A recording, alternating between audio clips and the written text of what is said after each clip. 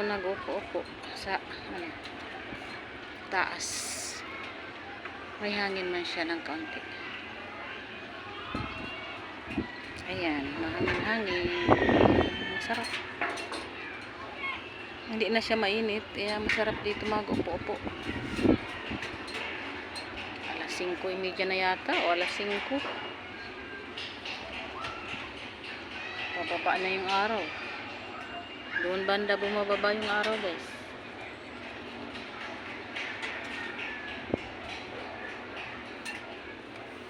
Ilang araw na hindi umuulan ng hapon. Mga nakarang linggo tuwing ganitong oras umuulan. Ngayon wala. Kanina sobrang init, guys.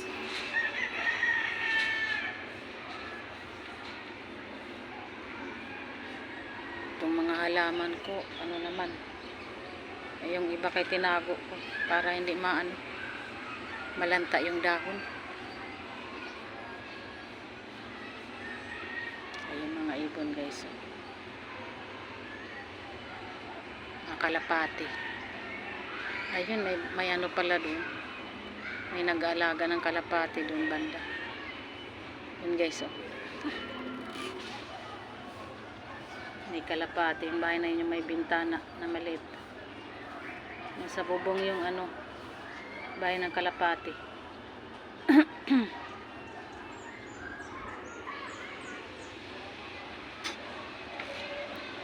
Dito ako upo-upo, guys. Mamaya magkakape ako.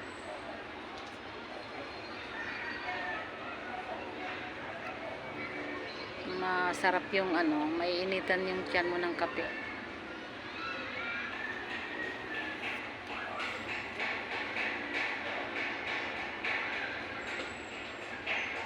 Pag napadiran na dito, wala na. Hindi na makikita dito sa guys. Ditong area na to.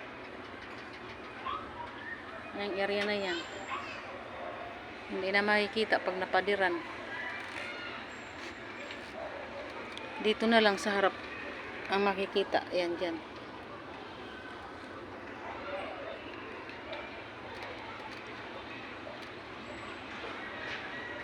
Hindi kagaya ngayon, nakikita. Wala pang pader. Pero kung maganda sana kung islab din itong kalahati.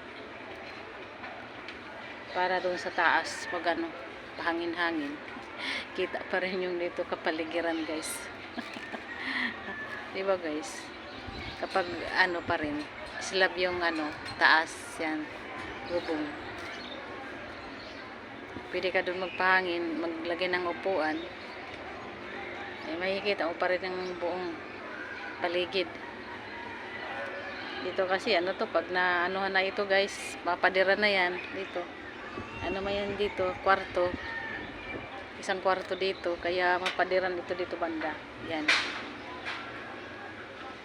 Wala, hindi na makikita dito, guys, yung mga kapaligiran dito. Hindi na matatanaw. May dito, guys, may bintana dyan. Doon ka sa bintana, tumingin.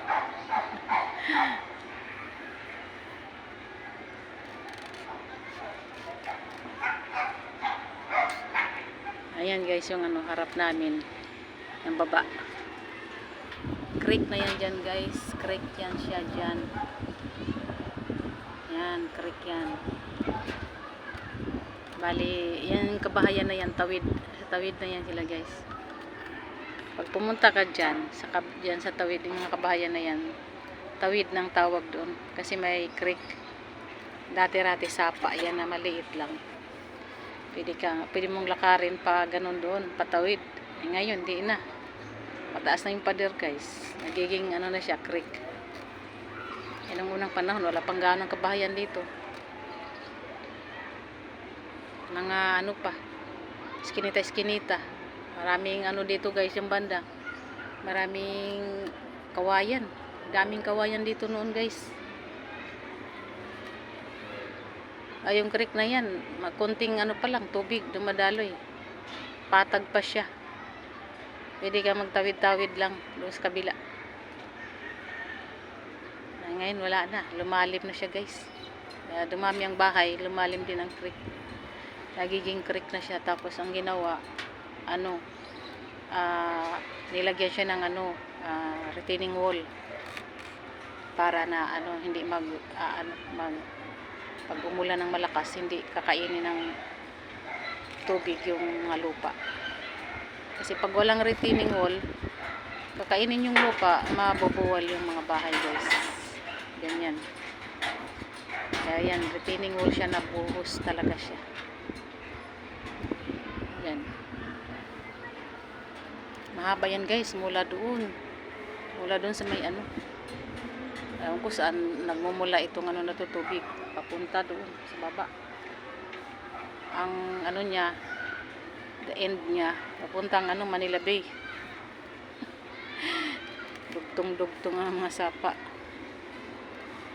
Ang labas niya ay Manila Bay, doon lahat ang tubig.